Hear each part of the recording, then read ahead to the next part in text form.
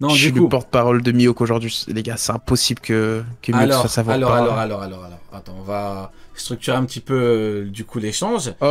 Dis-moi un petit peu ton avis à toi sur le futur de Shiryu. Qu'est-ce qu'il pourrait faire? Qu'est-ce qu'il ne peut pas faire? Parce que moi, quand je m'interroge sur le futur d'un perso, en termes de combat, de Mhm. scénario et tout, je me dis quelles sont ses limites et qu'est-ce qu'il ne peut pas faire. Et hop, tu pars par élimination et tout.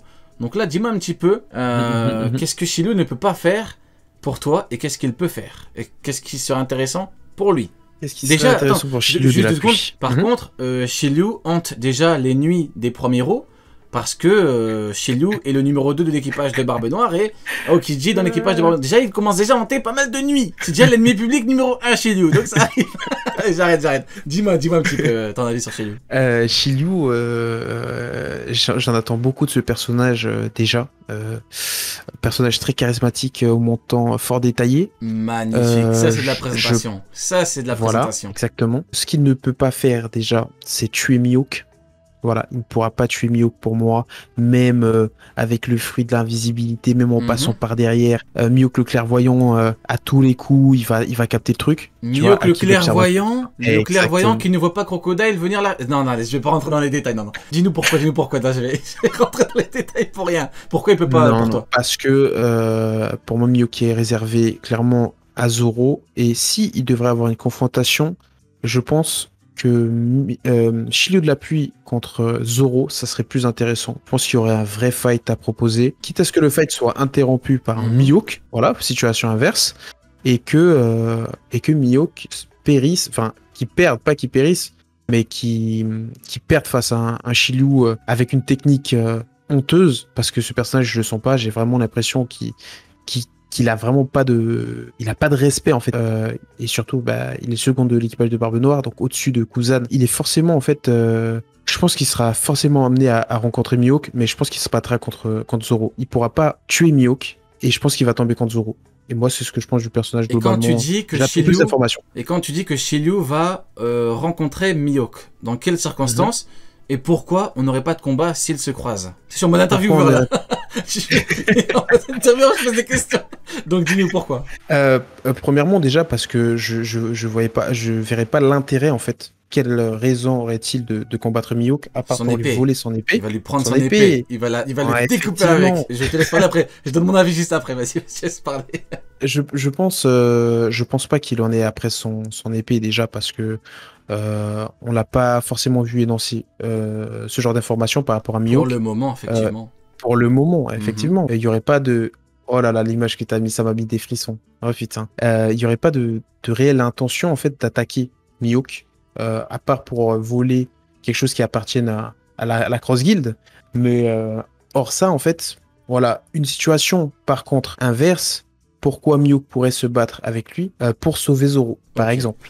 Alors, pour moi, le problème que j'ai par rapport au cas Shiryu, c'est que du coup, en termes de scénario, qu'est-ce qu'on pourrait avoir par rapport à Zoro contre Mihawk? Dans quelles circonstances est-ce qu'il pourrait se voir pour combattre? Mihawk contre Zoro, j'ai déjà donné mon avis plein de fois. Pour moi, Mhm. rien que le fait de me dire que Zoro va combattre dans un combat complet avec son nouveau maître, le mec qui est devenu son sensei, son maître, ce serait gênant. Pour moi, c'est comme si Luffy, maintenant, il combattait Rayleigh, pour moi, ce serait gênant. Sanji, qui tu veux, pour moi, ce serait complètement gênant. Donc, pour moi, le combat ne peut pas avoir lieu. Pour moi, le combat Zoro-Mihawk, je le compte pas. Je ne le comptabilise pas au-delà du niveau. Au-delà du fait que j'attends toujours un palmarès pour Mihawk, j'attends une confirmation de niveau. Au-delà de ça, dans le côté histoire et tout, je me dis que ce serait complètement nul. En termes d'enjeu, bon, pas en termes d'enjeu, en termes d'intensité, ce que beaucoup ont reproché par rapport à Onigashima. Hein. Donc on dit oui, manque d'intensité et tout. Bon, vous voulez quoi? Vous voulez que le maître combat l'élève? Bon, bizarre. Donc pour moi, il y a cette problématique-là. Et aussi, surtout, bah du coup, Shiryu, comment on fait? Zoro bat Shiryu, puis il bat Mihawk. Est-ce que l'équipage de Barbe Noire va vraiment combattre l'équipage de Luffy dans un combat, dans une bataille complète? Par rapport à Mhm. Shanks, comment on fait? L'équipage de Shanks combat qui? Pour moi, ce qui pourrait tout résoudre au niveau de l'histoire de Mihawk et tout, ce serait un Shiryu Shiryu le tue. qui le bat et un Zoro qui le bat après. Pour moi, ça pourrait résoudre pas mal de trucs en termes de niveau. Au niveau des épéistes purs, pas épéistes. Le terme épéiste impur, ça n'existe pas. C'est t'es un épéiste ou t'es un épéiste pur. C'est Ouais. comme j'ai déjà dit, c'est l'or et l'or pur. Parce que beaucoup disent oui, épéiste pur, impur. Non, c'est épéiste comme Barbe Blanche ou comme Roger. Et Roger est un épéiste. Un épéiste pur, c'est un mec qui suit la voie du sabre, qui ne combat qu'à l'épée. Mihawk, si tu lui enlèves son épée, bon, peut-être qu'il va faire du taijutsu, du karaté, je sais pas, mais à mon avis, ça m'étonnerait. Donc on aurait les réponses à ça, on aurait les réponses à l'épée noire, on aurait pas mal de trucs, et on aurait, comment dirais-je, tous les problèmes qu'on a eu par rapport à Marineford, cohérence, pas cohérence et tout, pourraient être résolus. Maintenant, je comprends, parce que je suis toujours dans l'optique aussi de comprendre ce qu'on me dit, je comprends qu'on me dise que qu'on ne veuille pas voir Shiryu battre Mihawk. Et je vais être honnête, c'est moi à l'époque, je voyais pas du tout Shiryu battre Mihawk. À force d'y réfléchir, je me dis, au fond, le fait de me dire que Shiryu ne mérite pas de battre Mihawk, qu'a fait Mihawk pour qu'on se permette de dire que l'ancien mec qui combattait entre guillemets d'égal à égal Magellan ne soit pas digne de le combattre ou de le battre? Pourquoi? Au nom de quoi? C'est vrai. Voilà, donc c'est mon avis dessus. Maintenant, effectivement, faut savoir prendre les faits. Actuellement, Shiryu n'a pas dit qu'il voulait battre Mihawk, ça c'est un fait. Mais en termes de scénario, voilà, ça peut arriver. Voilà, maintenant, il est trop muet, il est invisible là. Là, il est invisible. Pourquoi on le voit pas? Il est où? Qu'est-ce qu'il veut faire? Il est en équipe avec certainement Lafitte et Avalo. Et où Avalo? Et là, on n'a pas d'infos. Qu'est-ce qu'il fait? Qu'est-ce qu'il fout? Qu'est-ce qu'il fait? Il chasse d'autres fruits du démon. En fait, pour Barbe Noire, mais bon, il n'a pas la possibilité de les soutirer et tout. Non, mais c'est plus, c'est peut-être, comme tu dis, le toit d'avant. Tu vois, moi, je le vois comme ça, parce qu'on le voit pas assez, en fait. On le voit pas assez, on voit pas ses nouvelles capacités, on voit pas à quel point il est bizarre, il a sa nouvelle prestance, tu vois ce que je veux dire? Mais ça aurait pu être intéressant, même si j'aime pas trop ce schéma, en fait, voilà, mon maître meurt contre ce mec-là, et moi, du coup, je dois le battre, en fait, pour déjà montrer que je suis plus fort que mon maître, donc dépasser le maître, et derrière, venger ce même maître-là, tu vois. Je suis d'accord, je suis partisan avec justement ce côté où Zoro, voilà, il n'y a plus cette même intensité, comment est-ce que tu as dit le mot tout à l'heure, en fait, par rapport le même enjeu. Le même enjeu par rapport à Mihawk. Ouais. Tu vois, il n'y a plus le même enjeu parce que c'est vrai que maintenant il lui a appris des choses.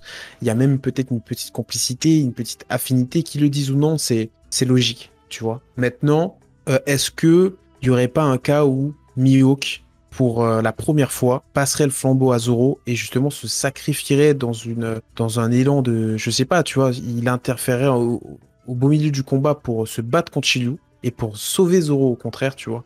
De Shiryu parce que pour le sauver en fait tout simplement, et là il perdrait en fait, tu vois, il perdrait son épée ou on sait pas en fait, on connaît pas les capacités de Shiryu, peut-être qu'il a une parade, peut-être qu'il connaît la parade, le point faible de Mihawk. Bon après c'est vraiment de la spéculation parce que ça se trouve il s'en bat les couilles de Mihawk, tu vois, mais je pense qu'il y aurait un monde où Shiryu tomberait face à Zoro, parce que Barbe Noire, Luffy, Zoro, Shiryu, c'est le schéma pour moi. Voilà, logique. Et derrière, tu as la Cross Guild qui arrive, donc tu as les 3 épéistes. Qu'est-ce qui se passe? Voilà, on sait que Shiryu, il fait partie de l'équipage de Barbe Noire. Barbe Noire, on sait que c'est un peu l'équipage rapace, il ramasse tout ce qui bouge. L'épée, on va pas se mentir, l'épée la plus puissante au monde, pour un épéiste, c'est l'aubaine, tu vois. Donc, mais c'est une bonne question, mais on peut pas vraiment... c'est compliqué, quoi. C'est compliqué. Quel avenir pour Shiryu? Surtout que le personnage, je le trouve extrêmement stylé et menaçant, en fait, depuis toujours. Mais justement, quand on regarde les infos qu'on a eues, on nous a dit que le mec a combattu... il a rivalisé avec Magellan. De mémoire, faudrait vraiment que je vérifie le terme exact. Mais il a combattu d'égal à égal Magellan. En gros, Magellan a perdu, mais c'était chaud. Et on nous dit bien que le mec est plus dangereux que Magellan. Donc, rien que de par cette info, tu vois que l'auteur nous prépare un truc de ouf. Maintenant, si on part un petit peu dans le théorique et tout, bah je me dis peut-être que l'auteur veut nous douiller un peu avec le fruit de l'invisibilité. Ça m'étonnerait qu'un mec qui est un second Jonko ne combatte qu'en étant invisible, il met des coups en traître. L'invisibilité, ça peut être un bon pouvoir, mais je suis désolé.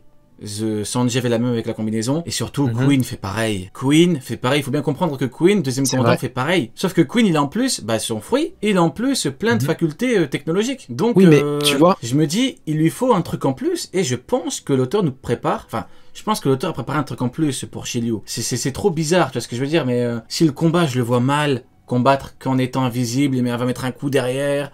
Et l'autre, il va dire, ah, j'ai un bon HDO. Bon, c'est un petit peu c'est cliché, quoi. C'est le mec, il est invisible. C'est bizarre, un peu. Je suis d'accord. Tu veux dire quoi? Mais à quel, je disais par rapport au côté invisible, mais ça va être à quel niveau, en fait, tu vois? Genre, quelles seront vraiment les capacités, en fait, de ce côté invisible? Parce que c'est vrai que ça fait un peu cliché, juste le mec, il disparaît, tu le vois plus, ou voilà, tu vois. Mais c'est une bonne question par rapport à ce côté invisible. En termes de niveau, faut bien comprendre que déjà à l'époque, Ivankov nous disait que le mec, il faut le voir comme un Magellan. Donc ça veut dire que le Magellan Déjà, qui a fait un faire tout le Magellan, monde, c'est pas rien, quoi. Magellan, il contrôle la prison. Il y avait du monde quand même, c'est pas non plus, il y avait pas des merdes, Impel Down. Donc je me dis, déjà ce mec, je crois, il Mais est surtout quand on sait sous-estimé. qu'il Hein. il hésite pas il hésite pas à tuer aussi, tu vois. C'est ça, je pense aussi, qui le rend plus dangereux qu'un Magellan, tu vois. Donc il n'hésitera pas à te tuer ou à utiliser un coup bas. Ah ouais. Donc c'est côté fruit de l'invisibilité, je pense que c'est pas pour rien. Et ouais, mais est-ce que même si c'est cliché, voilà, ça serait pas aussi intéressant justement un combat avec du HDO, tu vois. HDO Ouais, vraiment ouais. Mais plus, tu vois ce que je veux dire? ouais, mais bon, franchement, je me dis, bon, au niveau des infos qu'on a, elle dit puissance, je viens de me rappeler, elle dit puissance équivalente à Magellan, mais plus dangereux. Donc déjà, je crois que le mec, je pense que l'auteur nous prépare un truc de ouf. Hein. Je crois qu'on l'a trop négligé. Moi, le premier, je pense qu'on a trop négligé chez Liu. Je pense qu'on est, Parce qu'on le voit pas assez aussi. Oui, oui, tout à fait, tout à fait. Mais du coup, par exemple, un Ben Beckman. Ben Beckman, il a l'action à Marineford, effectivement. C'est bien. Mais c'est le second chance mais aussi. par exemple pour King, jamais personne. King, dès qu'on a entendu King, second Kaido, tu sais que le mec c'est un patron. Là pour Shiryu, je pense que même si tout le monde se dit que c'est un patron, je sais pas, un truc me fait dire, qu'il est sous-estimé. Je sais pas pourquoi. Je suis d'accord. Non, mais parce que c'est par rapport à son introduction, je pense déjà. Quand tu le prends par rapport à l'arc, déjà, tu te dis, ok, Impel Down, c'était il y a longtemps. T'as du mal à les comparer avec les gros morceaux d'aujourd'hui, en fait. Tu vois ce que je veux dire? Un King, c'est le bras droit de Kaido. Kaido, c'est pas n'importe qui. Même si, par exemple, tu sais que Magellan, pour toi, je pense que tu le places quand même assez haut. Tu sais que c'est un mec, il est chaud. Mais malheureusement, il aura quand même pas la même prestance qu'un Kaido. Malgré le fait que ce soit un gros gaillard, qu'il a un fruit cheaté. Kaido, c'est Kaido. Attends, tu parles de Barbe Noire ou Magellan?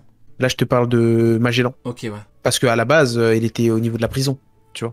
Donc maintenant, quand tu vois Barbe Noire, logiquement, tu te dis 100 secondes, il est obligé de suivre la cadence, tu vois. Logiquement, tu es obligé de te dire, il est obligé de suivre la cadence, mais qu'est-ce qu'il a fait entre-temps pour suivre cette cadence-là? Quelle évolution? Parce que je sais pas quel âge il a, Shiryu, mais qu'est-ce qu'il a fait pour évoluer dans le temps? En fait, ce qui serait intéressant, justement, vu que tu parles d'évolution, c'est que si on part du principe que le mec volerait l'épée de Mihawk, qu'il la prendrait, là, on aurait encore une évolution. Parce que si de base, son épée est moins bonne que l'épée de Mihawk, bah déjà là, t'as encore une évolution. Maintenant, va-t-il se séparer de sa légendaire épée? Compliqué, tu vois, j'ai aussi envie de me dire que... Le problème avec un fight contre Mihawk, ça serait quoi? Ça serait